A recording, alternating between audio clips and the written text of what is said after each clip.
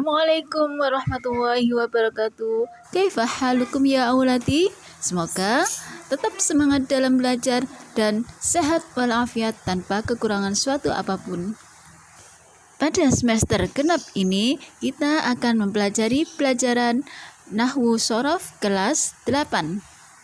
Materi kali ini kita akan belajar tentang jumlah ismiyah.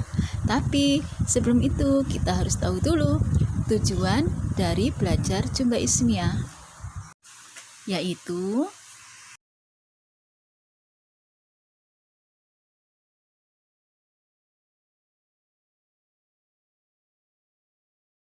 sekarang kita harus tahu dulu definisi dari jumlah ismiyah, yaitu susunan dari beberapa kalimat yang diawali dengan kalimat isim.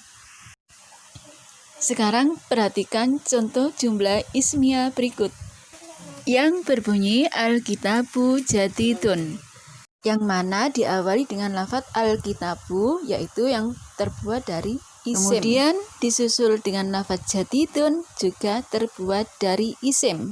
Kemudian isim yang pertama atau lafadz Alkitabu berkedudukan sebagai mubtada.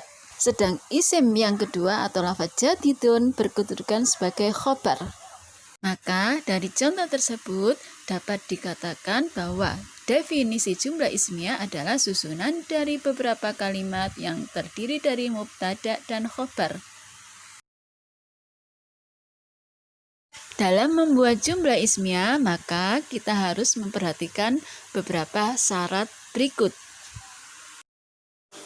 Yang pertama adalah syarat membuat mubtada, yaitu mubtada harus terbuat dari isim makrifat. Apa saja yang termasuk isim makrifat? Yang pertama adalah semua nama manusia, hewan maupun tumbuhan. Yang kedua adalah isim harus diawali dengan al. Kemudian yang nomor 3 adalah semua isim dhamir. Dan syarat mubtada yang nomor 2 adalah harus di-i'rabi rafa. Seperti contoh at-tilmidu jadidun. Lafadz at-tilmidu harus dibaca dhamma. Tidak boleh dibaca fathah menjadi at-tilmida maupun dibaca kasroh menjadi at-tilmidi. Selanjutnya yang nomor 2 adalah syarat membuat khobar. Khobar harus sesuai dengan mubtada'nya. Dalam segi apa saja khobar harus sesuai dengan mubtada'?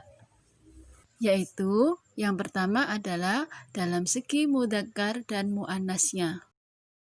Artinya jika mubtada'nya mudzakkar, maka khobar juga harus mudzakkar. Begitu juga sebaliknya, jika mubtada'nya muannas, maka khobarnya juga harus muannas. Seperti contoh al-bustanu jamilun. Lafadz al-bustanu mudzakkar, maka khobarnya juga harus mengikuti mudzakkar jamilun tanpa disertai adanya ta marbutah. Berbeda dengan contoh Fatimatun jamilatun. Mubtada yang berupa lafadz Fatimatun adalah muannas, maka khobarnya harus juga muannas jamilatun dengan menambah ta marbutah. Yang kedua, khobar harus sama dengan mubtada dalam segi mufrad, tasniyah, dan jamaknya. Artinya, jika mubtada'nya mufrad, maka khobarnya juga harus mufrad. Jika mubtada'nya tasniyah, khobarnya juga harus tasniyah. Begitu juga dengan apabila mubtada'nya jamak, maka khobarnya juga harus jamak. Sebagaimana contoh Alkitabu jadidun. Lafadz Alkitabu terbuat dari mufrad, maka khobarnya juga harus mufrad.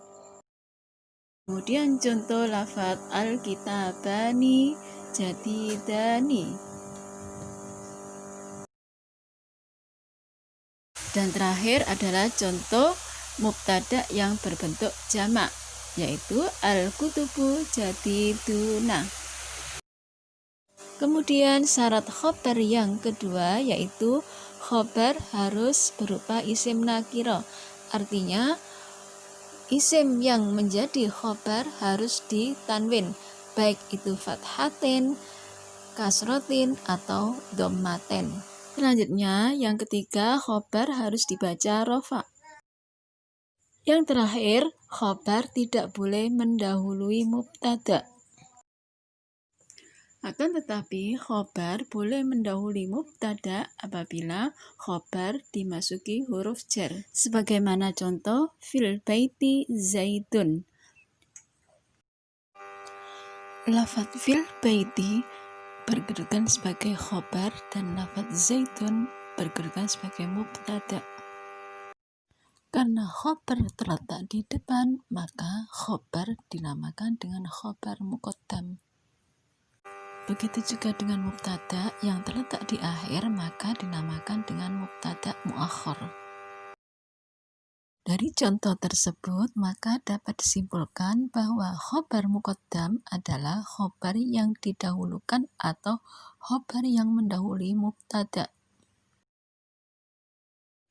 Sedangkan definisi dari mubtada muakhar adalah mubtada yang diakhirkan atau mubtada yang didahului oleh khobar. Alhamdulillah, materi kali ini telah selesai. Mudah-mudahan bermanfaat. Dan akhirul kalam, syukran jazilan, afwan minkum. Assalamualaikum warahmatullahi wabarakatuh.